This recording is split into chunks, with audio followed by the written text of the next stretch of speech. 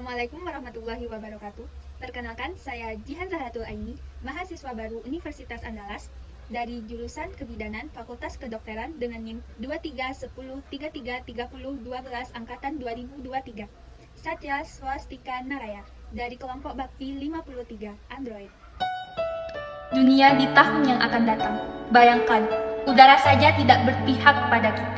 Suhu memanas ekstrim, sebagian orang terpaksa mendekam di ruang ber-AC dengan handuk basah menyeka wajah. Mata terus berair dan kita hanya dapat tertidur di waktu subuh, karena hanya itu waktu yang cukup sejuk. Di luar tembok rumah kita, peningkatan suhu menyebabkan kekeringan parah di berbagai kalangan dunia. Keran-keran di tempat umum dimatikan, hutan-hutan terbakar, 2 miliar orang berhadapan langsung dengan suhu yang bisa meningkat 60 derajat Celcius, titik panas di mana tubuh manusia tidak dapat hidup lebih dari 6 jam. Kita tak bisa memilih planet, tapi masa depan bisa. Baiklah, saya akan menjelaskan secara rinci apa itu global warming. Yang pertama, apa saja contoh teknologi yang menyebabkan peningkatan global warming? Yang pertama adalah listrik. Listrik seperti TV, kulkas, dan lampu di siang hari menjadi penyumbang terbesar atas terjadinya global warming. Mengapa listrik menjadi penyumbang global warming terbesar? Nah, karena sebagian besar listrik masih dihasilkan dari pengolahan batu bara, sehingga menghasilkan gas CO2. Untuk itu kita harus pandai-pandai menghemat listrik.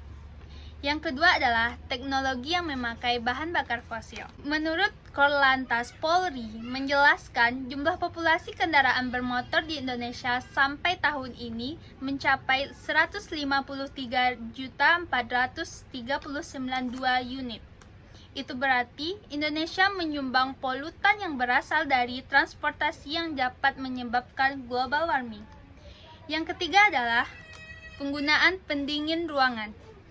Di balik dinginnya AC ruangan, alat ini mengeluarkan suhu panas di luar ruangan.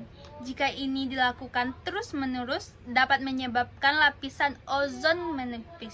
Dan bumi semakin menipis, lalu memicu terjadinya global warming. Baiklah, pertanyaan kedua adalah, apa dampak yang ditimbulkan dari penggunaan teknologi yang menyebabkan peningkatan global warming? Dampak yang dapat ditimbulkan dari penggunaan teknologi adalah meningkatnya suhu di permukaan bumi, memicu terjadinya kekeringan, memicu kebakaran hutan, naiknya permukaan air laut, mencairnya es di kutub. Akibat suhu di bumi naik, maka air di kutub mencair. Dan yang terakhir adalah krisis air bersih. Sumber air di tanah menguap sehingga menghasilkan air yang kecoklatan atau kotor. Yang ketiga adalah peran kita untuk mengatasi peningkatan global warming. Kita sebagai generasi milenial bangsa memiliki banyak cara untuk mengatasi peningkatan global warming. Contohnya seperti mengurangi penggunaan energi.